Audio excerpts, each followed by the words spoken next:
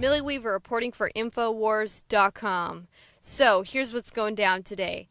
The Austin International Drag Festival. So you have all these headliners. You have Poo Poo Platter, May See Some Cocks, Eaton Johnson. I mean, I'll let you figure that one out on your own. And then E. So I came across E, and that's one of the headliners.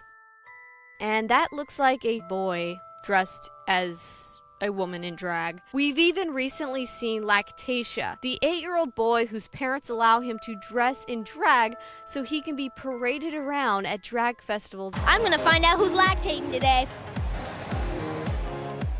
I am a lactator, honey. Drag is an all ages thing. Drag should be an all ages thing, and some people consider it provocative. It's not inappropriate, and it's not something that parents should be afraid of if their kids do, so that the liberals can thus promote children should be encouraged to transition to whatever sexuality they want, even though we're finding out that there are complications associated, such as the hormones causing the boys to have penises that are stunted. There's definitely been a lot of complications in terms of the bottom surgery because I've been on the hormone blockers and basically I haven't had a lot of development. So we're, debating if I have enough material to work with. It's all this weird stuff. You're finding kids then decide later on, actually, I don't want to transition, and then they have to go through a whole reversal process. It's just a freaking disaster. We've also seen public libraries holding drag storytelling time. Drag Queen Story Hour is fantastic because it addresses all of these issues of gender fluidity. Where children are brought to the library to then have a drag queen read them a story, thus normalizing and promoting this drag fetish culture to young children. There aren't a lot of kid drag queens. They're considered inappropriate, but inappropriate just means that you look good. I'm 8 years old, get it right. But do they really need to be being paraded around and given this knowledge into a taboo fetish-like culture at such a young age? That seems like a topic for kids that are much older. We're talking teenagers and even young adults, not for young school children. And when you start reading throughout their event festival page, it says several times that all ages are welcome. It's an all ages event. You have this overly raunchy, sexualized drag festival. People coming can buy hotel rooms. It's in a hotel.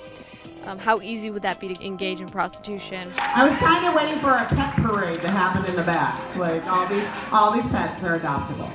You could have the queens go down there. All these queens are for adoption. Yeah. But also the fact that you have kids going to this. So we're going to go undercover. I'm going to gear up and dress up as Rainbow Snatch. And I'm about to go to the 2017 Austin International Drag Festival.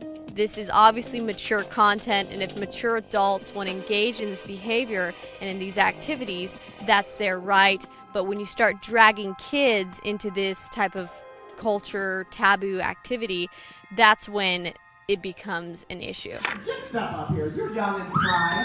Guys, show it up. Ladies and gentlemen, this is what your children will be wearing in the future. Yes, this is amazing. I brought my rig too. I just left it in my other pants. That's as racy as I'm gonna go. Racy as I'm kidding. I'm totally gonna go racier than that.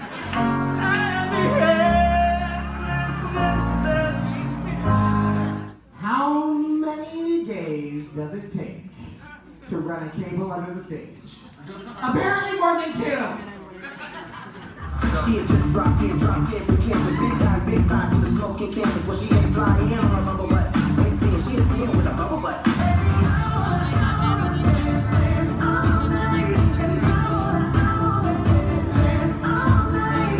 Teach the children. Teach the children. Whew, I'm all about education. I actually do story time with drag queens in Chicago. Right? Yes, family programming.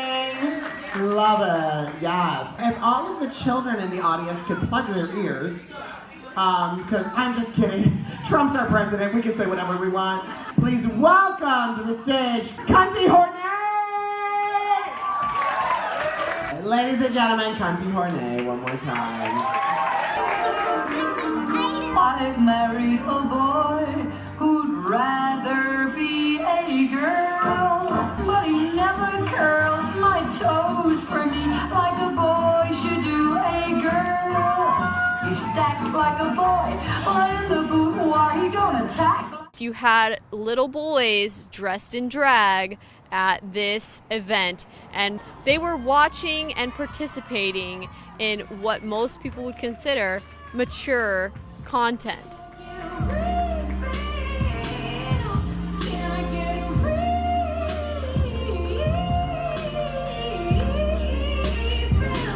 Now, what was most disturbing of all is the main act that closed out before this intermission was that of a young child. Please welcome to the stage the wonderful, the amazing, the dragnificent E.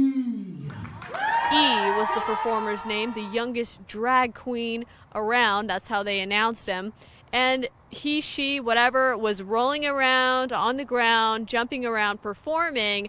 And essentially the format was to dance around seductively, remove some articles of clothing even, and people give you money, throw dollars at you, like what you would see at a strip club. And this is really disturbing because it's grooming children so that when they become adults, it's all natural and part of it. You are amazing, and you keep doing you. I'm presenting you with your very own drag pride flag. Give it up!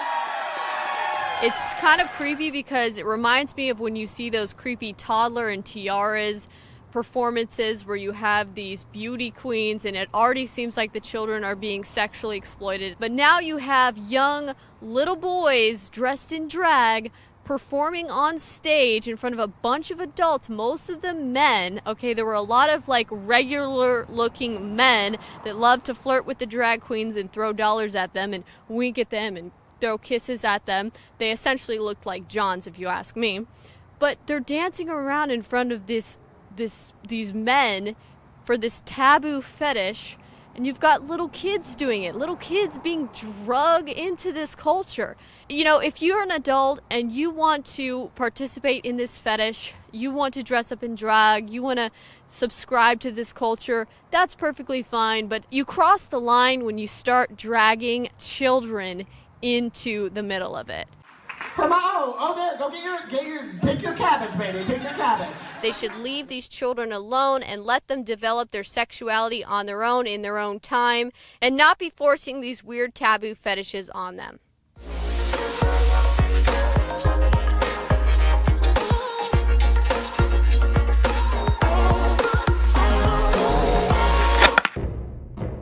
Thousands of years ago, there was a basic form of chivalry. Our ancestors would hear the drums of war, giving the warriors of the tribe a chance to organize and prepare a defense. 60 years ago, when foreign air forces were approaching filled with bombs, they had drums of their own, air raid sirens. But in the 21st century, there are silent weapons for quiet war, pathogens added to the food and water, and to the lining of plastics that destroy our vitality, turn off our hormones, and accelerate our journey towards death. I personally counter this onslaught with Anthroplex. Anthroplex is designed with known organic concentrated herbs to create the basic foundation to normal metabolic activity inside the human body. Discover why Anthroplex is turning so many heads today. It's time for us to take our bodies back into our own hands, and it starts at InfoWarsLife.com with Anthroplex.